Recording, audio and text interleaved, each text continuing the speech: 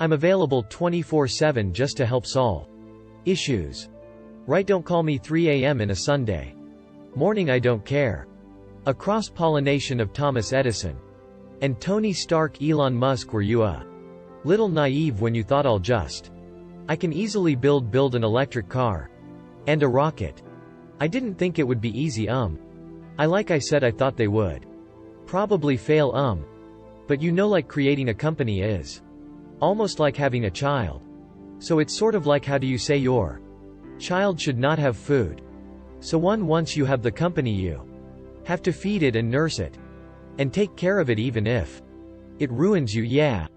But supposing there wasn't tough times in 2008, end of 2008, how did you get through that period of crisis? Can we just break for a second? You want to wait a little while? Yeah, sure, if it was worth it, let me sure hope it was worth it. It's everything. And I was borrowing money from fans to pay the rent. Well, I mean, Tesla really faced the severe threat of death due to the Model 3 production ramp.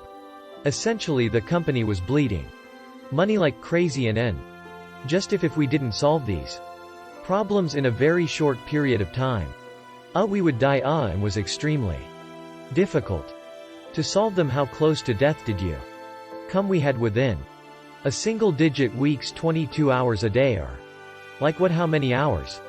Yeah, 7 days a week sleeping in the factory.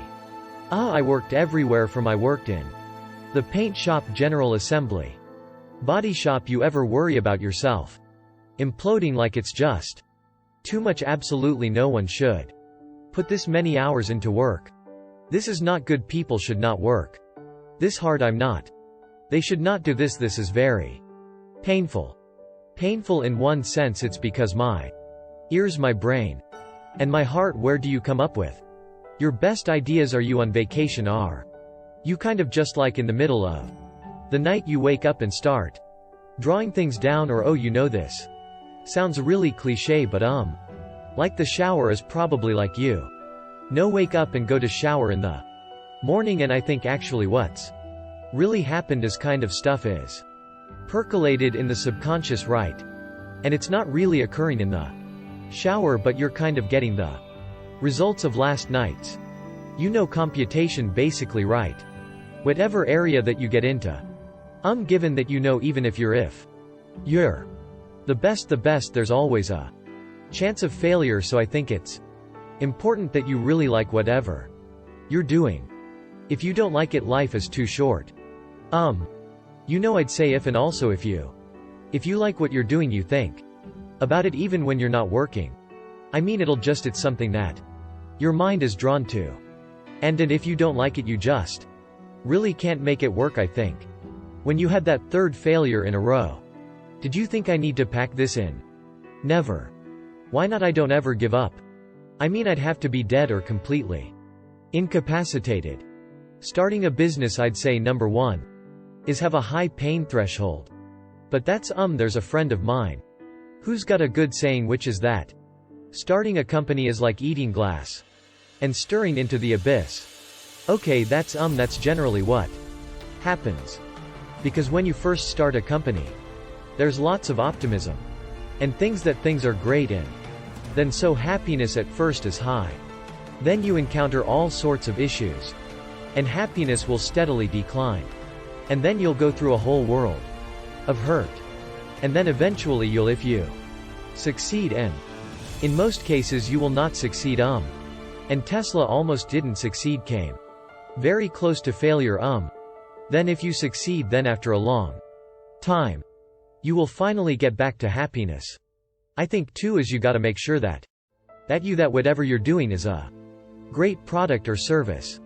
It has to be really great. And I go back to what I was saying earlier, where if you're a new company, I mean, unless it's like some new industry or new market, that if it's an untapped market, or then you have more ability to the standard is lower for your product service. But if you're entering anything where there's an existing marketplace against large entrenched competitors, then your product or service needs to be much better. Then theirs it can't be a little bit better, because then you put yourself in the shoes of the consumer. And they say, why would you buy it? As a consumer, you're always going to buy the trusted brand unless there's a big difference. So a lot of times entrepreneur will come up with something which is only slightly better. And it's not can't just be slightly better, it's got to be a lot better. Number 3 I'd say is constantly seek criticism. Music. Music. A well thought out critique of whatever you're doing is as valuable as gold. And you should seek that from music. Everyone you can, but particularly your friends.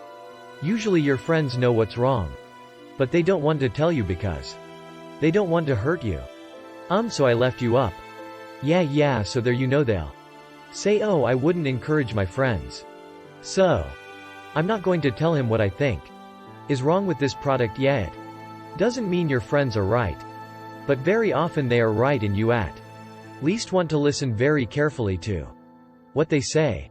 And to everyone, if you're looking for basically, you should take the approach that music, that you're wrong, that you the entrepreneur are wrong. Your goal is to be less wrong.